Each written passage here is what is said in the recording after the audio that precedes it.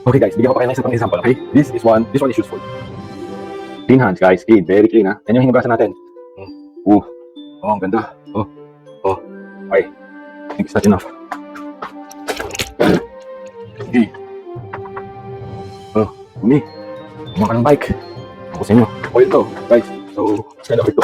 Lahat na ng bike. Tingnan natin. Okay. Shit. Ganyan. Okay. Walang pause. Oh shit. Mali. So, walang pause guys. Dito pa rin kami. Dito tayo sana. Kita ito ganito itong camera ko. Oh, malinis. This is the same soap. Basahin natin. Lumihan din natin yung soap. No magic yan guys. Saan na? Kunti lang. Buksan mo siya. Nasa picture ka. Ng magic trick, ng camera trick. Wash your hands. Meron pa rin residue kasi siyempre medyo that's soap, that's chain. But, can you wash it? Kita niyo guys yung difference. So, konti na lang. Another more, konti lang naman kailangan eh. Pero, oops, sobrang dulas eh.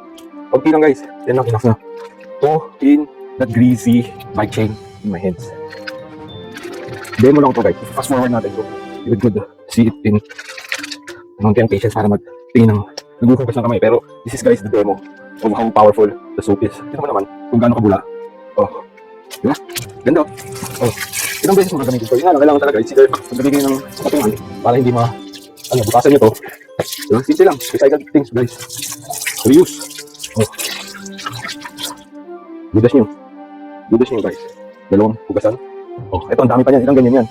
Hindi lang gagamitin nyo. Kung maghuhugas na kayo ng kamay, okay lang. Kung maghuhugas kayo ng katawan, di mas matipid pa, di ba?